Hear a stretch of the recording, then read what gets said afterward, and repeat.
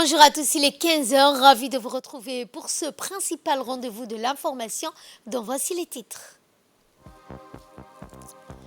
Le chef de l'État Ismaël Omar Guelleh a reçu une délégation turque conduite par le ministre du Transport et des Infrastructures de la Turquie. Dans l'actualité également et dans le cadre des activités de développement social, la délégation du ministère des Affaires sociales s'est rendue à Dikil. En nouvelles du monde, l'enclave palestinienne ravagée notamment par les attaques israéliennes.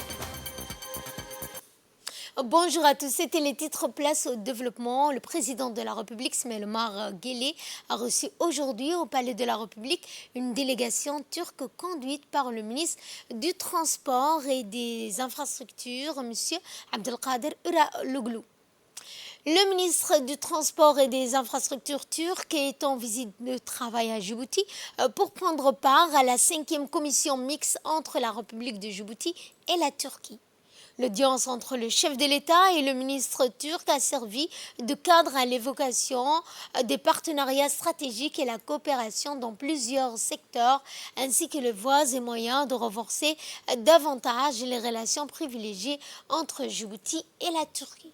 L'entretien a ensuite mis l'accent sur la position stratégique de Djibouti, et notamment Bab el-Mandeb, qui est la porte d'entrée sur tous les marchés de la région du continent africain, et ce dans le but de renforcer les échanges économiques commerciaux dans les deux pays. Le ministre turc a été à la tête d'une importante délégation dont le directeur des travaux hydrauliques, le directeur général turc de l'Union européenne, du ministre du Transport ainsi que de l'ambassadeur turc à Djibouti. Et à l'issue de l'audience avec le chef de l'État, le ministre turc du Transport s'est exprimé. Voici ses propos. Biz akşam Cibuti'ye geldik ve Nous sommes arrivés hier soir à Djibouti et nous avons eu justement un programme très intense.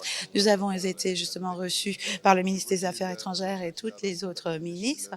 Nous avons délibéré sur comment nous pouvons bien sûr développer les échanges qui existent entre les deux pays. Je suis le ministre qui, depuis 2016, arrive pour la première fois en fait sur le territoire djiboutien. Je pense qu'il y a beaucoup d'écarts et donc il faut se rattraper.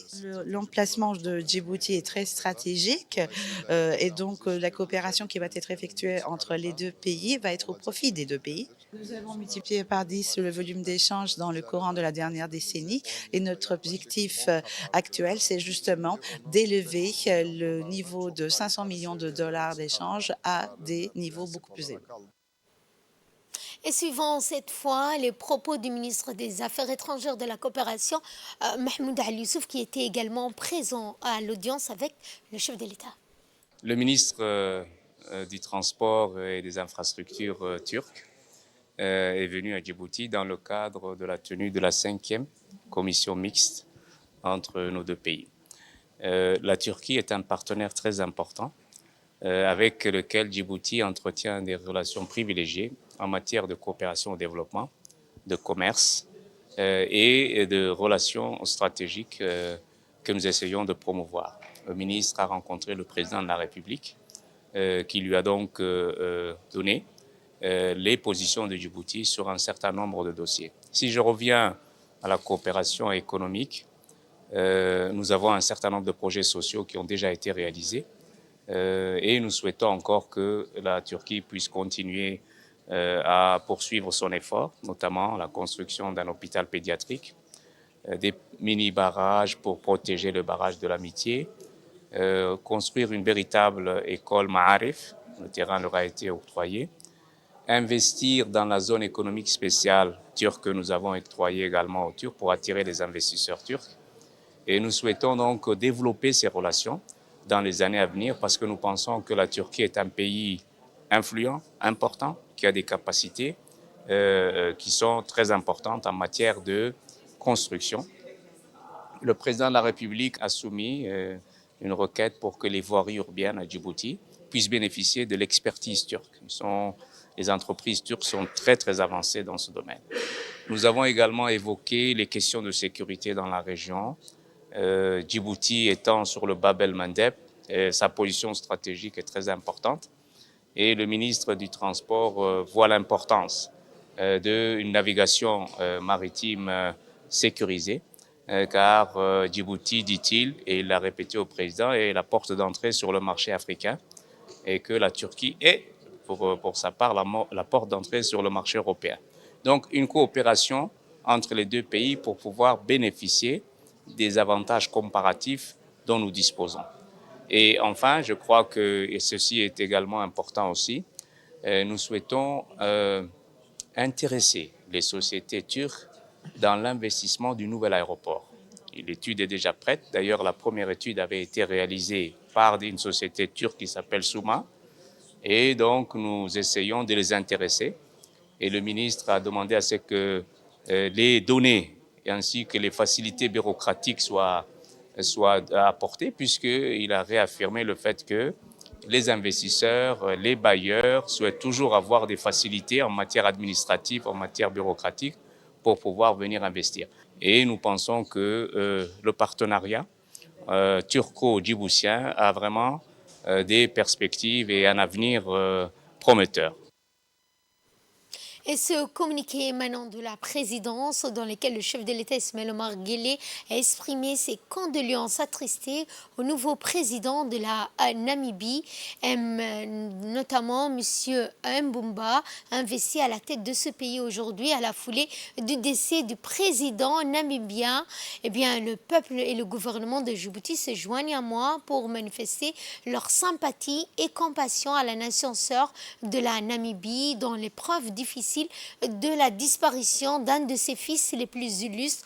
Feu le président Raj Genogop, a écrit le président Guelleh dans le télégramme de condoléances envoyé au nouveau président. Et bien, leader charismatique à la carrière remplie d'exploits et de mérites, feu le président, donc l'ancien président namibien, restera longtemps gravé dans la mémoire de ses compatriotes, a noté le chef de l'État dans le même document. Il laisse derrière lui un large répertoire de références et de valeurs, a par ailleurs souligné le président Guelleh, louant l'aptitude à la résilience politique du défunt dirigeant. Le président Guelleh clôt son message en réitérant ses condoléances attristées à la famille, aux proches et amis, feu donc du président namibien et frère donc de ce peuple. Notamment, il a indiqué que le peuple djiboutien se joint à lui pour exprimer ses condoléances les plus attristées à la nation sœur de la Namibie. Dans le reste de l'actualité, dans le cadre de la célébration du 45e anniversaire des relations diplomatiques entre Djibouti et la Chine, une rencontre culturelle pour une amitié durable a eu lieu hier soir au Palais du Peuple sous l'égide du Premier ministre Abdelkader Kamel Mohamed. La République de Djibouti et la République populaire de Chine ont tissé un lien indélébile tout au long de ces 45 ans basé sur les relations gagnant-gagnant au niveau économique.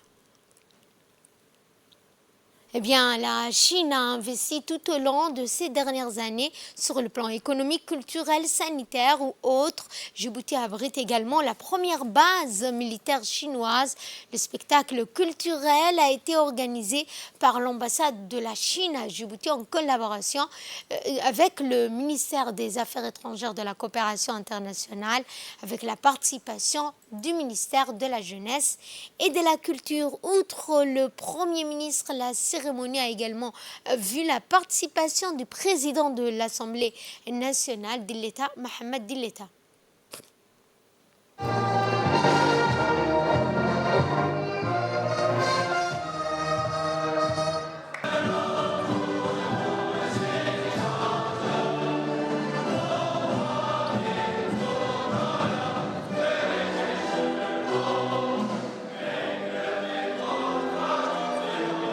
C'est un grand honneur et plaisir pour moi de vous accueillir chaleureusement à cette rencontre joyeuse ce soir en célébration du 45e anniversaire de l'établissement des relations diplomatiques sino-djiboutiennes.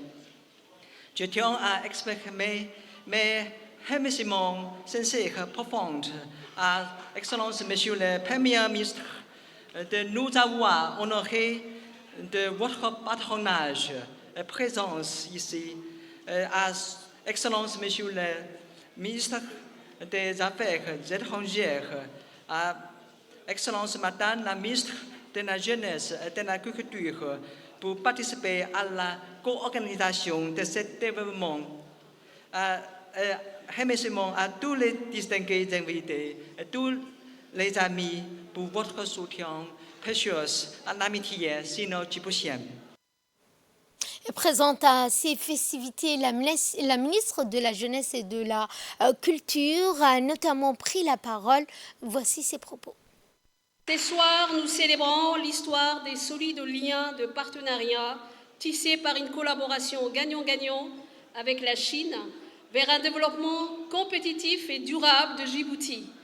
Nous célébrons des relations qu'on peut qualifier d'excellente santé, n'est-ce pas, cher Mahmoud, et bien sûr empreintes d'entente amicale, de compréhension et de respect mutuel. Excellence, Monsieur le Premier ministre, c'est un honneur que vous accordez à nos devises républicaines de terre de paix, d'échange et de rencontres, source de développement et d'épanouissement pour tous, en parrainant cette soirée qui met en lumière et sur scène nos riches patrimoines culturels et artistiques respectifs en accord, et ceci coïncide avec le mois national de l'artiste et des langues maternelles. Ne dit-on pas que le hasard fait bien les choses? L'ensemble de travaux que nous avons menés pour mettre en œuvre le riche programme de cette célébration au cours des dernières semaines témoignent, je vous assure, des excellentes relations diplomatiques entre Djibouti et la Chine, ainsi que du dynamisme de la coopération culturelle que nous souhaitons davantage plus riche. Depuis un peu moins d'un demi-siècle, la coopération sino-djiboutienne ou djibouto-chinoise a connu un développement exponentiel. Et depuis l'ascension à la magistrature suprême de son Excellence, M. Ismail Omar Guelleh, la volonté de Djibouti et de la Chine pour une coopération d'intérêt commun a atteint des sommets dans les annales des coopérations internationales qui méritent qu'on les célèbre ce soir. En effet, la coopération bilatérale sino-djiboutienne et djibouto-chinoise a permis le succès de nombreux projets d'intérêt commun dans tous les domaines socio-économiques. Et le ministre des Affaires étrangères de la coopération internationale, Mahmoud Ali Youssouf, a également pris la parole. Voici un extrait de son intervention. Nous célébrons ce soir les 45 ans de l'établissement des relations diplomatiques entre la Chine et Djibouti. Plus de 4 décennies d'une amitié solide et d'une coopération fructueuse. Le partenariat sino-djiboutien est passé par plusieurs étapes cruciales dans le cadre d'un processus de co-développement gagnant-gagnant. En effet, Djibouti est aujourd'hui un maillon important de l'initiative Une ceinture, une route, plus connue sous l'appellation de la route de la soie. La République de Djibouti accueille sur son sol la seule base navale chinoise à l'étranger dans le monde, donnant à ces relations le caractère stratégique. C'est une coopération axée sur la paix, la stabilité et la sécurité dans notre sous-région et dans le monde. Par ailleurs, la coopération au développement n'est pas en reste. Les programmes d'aide au développement gracieusement financés par la Chine se déclinent en projets sociaux sectoriels nombreux. De l'éducation avec l'école d'excellence, à la santé avec les hôpitaux d'Arta et de Tadjoura, aux logements sociaux en passant par des dons d'infrastructures très utiles tels que le bâtiment des archives et de la Bibliothèque nationale, celui de la sécurité interne et des caméras de surveillance, et j'en passe. Le gouvernement et le peuple djiboutien sont particulièrement reconnaissants à l'endroit du gouvernement et du peuple chinois pour cette amitié qui se traduit à travers ces nombreux projets de développement. En outre, Djibouti est un allié de la Chine sur la scène internationale. En effet, les défis et les enjeux de la géopolitique régionale et internationale incombent à nos deux pays une solidarité mutuelle et une coordination sans faille. Il est évident que le monde connaît de profondes mutations et une reconfiguration des équilibres géopolitiques. Cependant, Djibouti continuera à défendre les valeurs de la paix, de la coexistence pacifique et du respect du droit international. En souhaitant à nos amis chinois nos meilleurs vœux pour le Nouvel An chinois, il s'agit cette année, me dit-on, de l'année du dragon. Mes meilleurs vœux. Dans le reste de l'actualité, le président de l'Assemblée nationale a reçu hier une délégation internationale cyberdiplomatique et une délégation cybersécuritaire. Cette opportunité a donc permis de parler essentiellement des enjeux numériques arborant notamment les protections des données et prévention des cyberattaques à l'échelle mondiale. Cette rencontre a marqué un pas significatif vers la construction d'une communauté mondiale engagée dans la sécurité numérique, jouant ainsi un rôle crucial dans la définition politique cyberattaques, notamment en luttant contre les cyberattaques dans le domaine notamment à Djibouti. Le président de l'Assemblée nationale a chaleureusement rassuré la délégation internationale de son soutien ferme pour ces initiatives liées aux cyberdiplomatie et cybersécurité. Il a également souligné l'engagement de l'institution djiboutienne à collaborer étroitement avec cette délégation qui est venue à Djibouti. Je vous le disais dans le titre, toujours dans le cadre de la Semaine de la Solidarité édition 2024. La délégation conduite par la ministre des Affaires sociales et des Solidarités, Olofa Ismail Abdo, et ses proches collaborateurs se sont rendus à Dikil. La délégation du MAS a reçu un accueil de plus chaleureux à son arrivée dans la ville de Dikil, où les autorités de la région, les locales, les sages ainsi que les femmes et les jeunes de la région étaient tous rassemblés pour accueillir la caravane de la solidarité. La délégation s'est arrêtée donc à l'hôtel Gobrad pour prendre part à une cérémonie d'octroi des cash transferts des 22 groupes d'entraide par Infinité. Eh bien, cet événement organisé sous le haut patronage de la ministre des Affaires sociales et des Solidarités, Olofa Ismail Abdo, a vu également la participation de la population du village de l'Unité. Ce sont notamment la DDS, organe d'exécution du MAS, et le Centre Clé, institution sous tutelle du ministère délégué chargé de l'économie numérique et de l'innovation, qui sont les maîtres d'ouvrage de ce programme. Toujours ces rencontres sous forme d'ateliers ainsi que des déplacements vers des zones les plus reculées de la région de Dikil. Toujours à Dikil, la ministre des Affaires sociales et des Solidarités, Mme Olofa Ismail Abdo, par ses actions, contribue notamment à ces développements dans les régions de l'intérieur du pays. C'est ainsi que dans l'après-midi d'hier et toujours dans le cadre de la caravane de la Semaine nationale de solidarité, une remise de chèques d'un montant de 5 millions de francs s'est tenue au siège du conseil régional de Dikil. Cette action témoigne de l'engagement continu du ministère à renforcer et à soutenir la décentralisation des services publics tout en favorisant le développement social au niveau régional. En effet, cette contribution financière représente bien plus qu'un simple soutien financier. Elle offre également une opportunité d'accélérer la mise en place d'une entité dédiée à la collecte et à la gestion des déchets. Ainsi, cette remise de chèques incarne à la fois un investissement dans le développement local et une avancée significative vers une gestion plus efficace des ressources et de l'environnement dans la région de Dikil. De plus, une somme de 10 000 dollars américains a été remise aux associations des femmes en charge de collecte des déchets.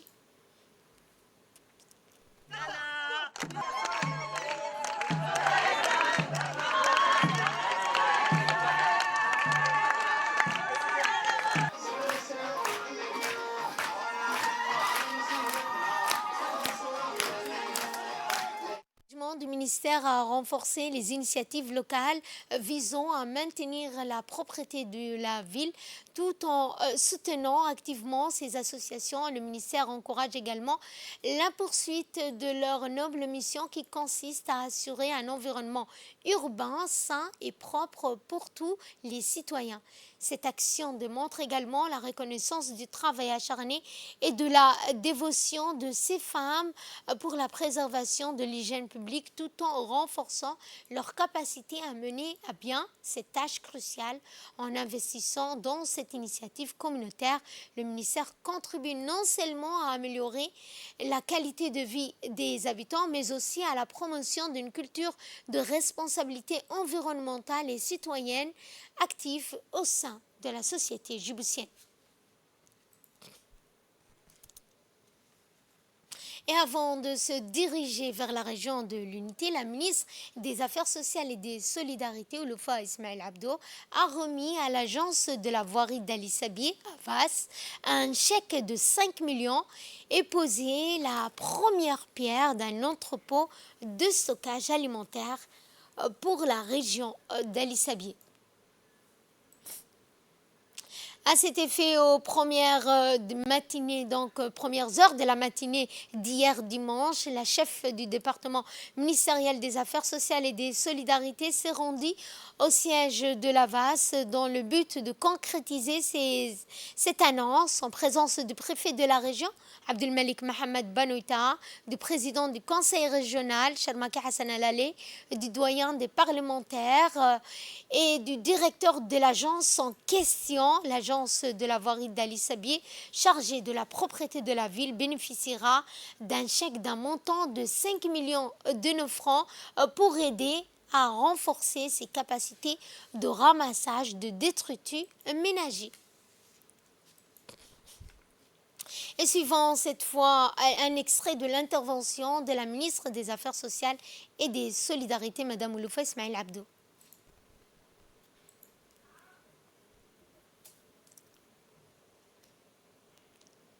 d'Ali Sabié, nous avons débuté hier.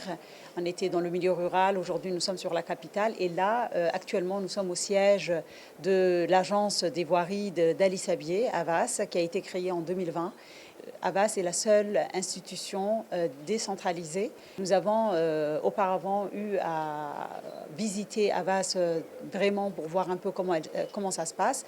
Ça nous a vraiment impressionnés. Avas est une agence qui fonctionne très bien depuis 2020. Elle a été créée par les Assadjoug eux-mêmes et c'est une initiative qui est vraiment louable, que nous souhaiterions, Inch'Allah, reproduire cette même initiative dans les 4 autres régions de l'intérieur. Son fonctionnement de la fiscalité locale d'une manière indirecte, c'est-à-dire après la collecte de la fiscalité locale, une partie est reversée à Avas pour qu'elle puisse fonctionner et mener à bien le service public auprès des Assadjoug. Mais de l'autre côté également, il y a la fiscalité ou les redevances directes qui émanent de la population elle-même. Et pour l'instant, la plupart des contributeurs sont les commerçants d'Ali Sabié qui ont vraiment soutenu ce projet pour rendre leur ville plus propre. C'est dans ce sens que le ministère des Affaires sociales et des Solidarités, à travers le Fonds de solidarité nationale, qui est un fonds destiné à toutes les communautés qui font des efforts pour justement l'environnement, leur communauté, il était donc pour nous plus qu'important d'appuyer le renforcement des capacités de Avas à travers un chèque de 5 millions de nos francs. Et ça, c'est une initiative qui a été donc déjà annoncée par le président de la République, Al-Hajj Ismaël Omar Guelleh, Hafadahullah, et qui a voulu que nous appuyions également les régions et que les fonds de solidarité nationale ne se concentrent pas seulement dans la capitale. Et aujourd'hui, nous sommes vraiment très honorés d'appuyer et d'apporter cet appui à une équipe qui est vraiment l'équipe du conseil régional, l'équipe de Avas, qui est vraiment une équipe vraiment très, très dynamique. On reste toujours à Ali Sabié. Après son immersion dans le siège de l'Avas, la ministre des Affaires sociales et des Solidarités a procédé à la cérémonie de pose de la première pierre du futur siège du guichet social et d'un vaste stock des denrées alimentaires de proximité.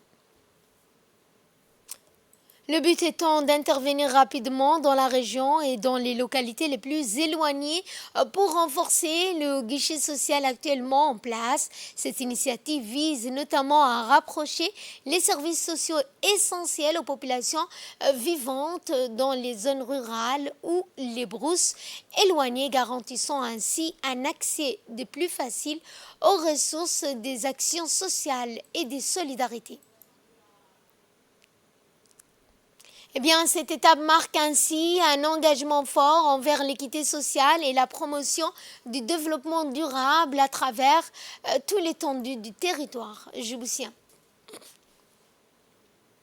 Et à l'issue de cet événement, la ministre Loufa Esmaïl Abdo a déclaré au micro des médias nationaux que la construction d'une telle structure découle de la nécessité que chaque chef-lieu doit posséder un siège social, de munir les régions de l'intérieur du pays d'un stock de proximité de denrées alimentaires de première nécessité afin de faire face aux conséquences éventuelles de calamités naturelles.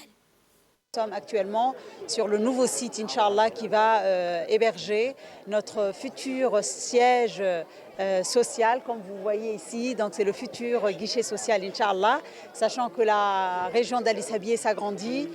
Donc il nous fallait vraiment dans chaque chef-lieu d'avoir non seulement un siège social digne de ce nom et vraiment qui rend les services multiples avec les différents projets que nous menons dans chaque région de l'intérieur, mais également donc la spécificité est vraiment le bonheur que nous avons d'avoir finalement et enfin notre stock de proximité. Donc comme le chef de l'État nous l'a nous a vraiment recommandé, c'est d'avoir un stock de proximité dans les cas où, comme vous voyez, on est vraiment sujet aux catastrophes naturelles. Il nous fallait vraiment avoir des stocks de proximité, de denrées alimentaires de première nécessité. Et c'est dans ce cadre que dans chaque chef-lieu des régions, et Inch'Allah aussi plus tard, il y aura également dans les sous-préfectures des sièges de proximité que quand il y a une urgence qui se passe, que ce soit en inondation, que ce soit en séisme, ou que ce soit même quand on a eu donc l'urgence sanitaire et qui était le Covid, c'est de pouvoir débloquer rapidement et acheminer rapidement les denrées de première nécessité à nos populations les plus vulnérables des régions de l'intérieur. Le ministère des Affaires sociales et des Solidarités pourra avoir ces stocks de proximité partout dans les régions et réagir au plus vite et en urgence. Et ceci également témoigne de l'engagement du chef de l'État de désenclaver les régions de l'intérieur, de pouvoir leur donner vraiment tous les services publics qu'il faille à sa population. Et elle va dans la droite ligne également de notre nouvelle stratégie de protection sociale et du renforcement du capital humain qui a dans son axe prioritaire tout ce qui est résilience à la communauté et toutes les réponses face au choc. Sous le patronage du ministre du Budget, Ismaël Ibrahim Roblé, la Direction générale des douanes et des droits indirects a clôturé ce matin au Palais du Peuple les travaux d'un atelier dédié au renforcement des stratégies de lutte contre la contrebande et trafic illicite. La cérémonie de clôture de cet atelier de 2 jours a vu la présence du ministre chargé de la décentralisation, Kassim Haroun, le secrétaire général du ministère du Budget, Simon Mebratou, et du directeur général des douanes et droits indirects, Gouled Ahmed Youssouf, ainsi que le général Tahir Ali Mohamed, chef d'état-major de la Défense. Eh bien, cette réunion a également réuni des cadres de l'administration douanière, dont le conseiller du directeur général des douanes, Abdelrahman Awad, des experts, des représentants des forces de défense, notamment la sécurité nationale, les forces armées, la gendarmerie et la police. Cet atelier s'inscrit également dans l'engagement indéfectible pour la préservation de l'intégrité économique nationale qui joue un rôle essentiel dans le maintien et la sécurité nationale, la promotion, mais aussi l'économie nationale tout en luttant contre la contrebande et trafic illicite. À cet effet, je propose de suivre cette intervention du ministre de la Décentralisation. Ces activités illégales, favorisées par une région instable, prennent de nombreuses formes et connaissent une forte expansion ces dernières années au long de nos frontières et appellent plus que jamais à une réponse coordonnée, innovante et renforcée pour lutter contre cette menace. La douane djiboutienne est engagée en première ligne et nous le voyons tous les jours dans tous les médias pour lutter contre cette contrebande illicite. Ce combat mené sans relâche au quotidien aux frontières du pays pour endiguer ce fléau, et c'est à travers des activités de surveillance et de contrôle continu et la collaboration étroite avec la force de sécurité. Cet atelier de haut niveau marque toutefois une étape charnière dans les actions en matière de lutte contre la contrebande, fraude et trafic illicite. En réunissant tous les parties prenantes de cette lutte, cet atelier a une approche de complémentarité et de synergie entre les structures engagées afin de développer une compréhension commune de la menace à laquelle l'on est confronté et les risques sous-jacents. Faciliter une étroite coordination entre services visant à faire converger les actions déployées de part et d'autre et mettre en place un cadre juridique et institutionnel robuste et adapté. Suivant cette fois les propos du ministre du Budget qui s'est exprimé en ces termes. Au terme de cet atelier de haut niveau de la lutte contre la contrebande, les fraudes et le trafic illicite, permettez-moi d'adresser mes vifs remerciements à la Direction générale des droits et des douanes qui a organisé cette rencontre, aux représentants des instances publiques, administrations publiques, corps constitués et autres entités publiques qui ont activement participé aux travaux menés ces 2 jours avec l'appui de l'expert M. Diamé, qui nous offre le privilège de partager ses expériences et expertises en la matière. Très certainement, la contrebande et le trafic illicite représentent une menace pour la sécurité nationale, met en péril la santé publique et nuit à l'intégrité économique du pays en greffant d'importantes ressources qui devraient servir à financer les services essentiels. À titre d'exemple, les pertes fiscales sont estimées en 2022 à environ 3 milliards de nos francs, sans compter ses effets néfastes sur l'activité économique avec la distorsion des prix des marchandises induites et la fermeture de commerces illégaux. C'est pour cela qu'il nous a fallu organiser cet atelier d'échange et de concertation pour mener vraiment la lutte qu'il faut contre la contrebande. Monsieur le ministre, distingués participants, à travers un processus participatif, cet atelier a permis l'appropriation par l'ensemble des participants des tenants et aboutissants de cette problématique, pousser les réflexions sur les actions de lutte contre ces fléaux et formuler de fortes recommandations à la fois pertinentes et opportunes et efficaces pour mener la lutte contre la contrebande. En s'engageant fermement et en coordonnant activement nos efforts, je suis sûr et certain que nous pouvons ensemble enrayer ces fléaux et honorer nos obligations vis-à-vis de la nation, en termes de sécurité, d'intégrité économique et de santé publique. Et de là, nous passons à ce qui domine l'actualité internationale et nous allons à Gaza, où le bilan des victimes de la guerre israélienne sur la bande de Gaza est passé à 27 365 martyrs et 66 630 blessés depuis le 7 octobre 2023. C'est ce qui ressort d'un communiqué émis par le ministère palestinien de la Santé à Gaza, exposant les derniers chiffres au 121e jour de l'agression israélienne barbare sur la bande de Gaza. Le ministère a indiqué qu'au 121e jour, le bilan s'est alourdi à 27 365 martyrs et blessés depuis le 7 octobre dernier. Le ministère a expliqué que l'occupation israélienne avait commis 14 massacres dans la bande de Gaza, faisant 127 martyrs et 178 blessés au cours des dernières 24 heures. Nombreuses victimes sont encore sous les décombres ou jonchent sur les rues, a affirmé la même source, précisant que l'occupation empêchait les équipes de secours et la défense civile de les atteindre.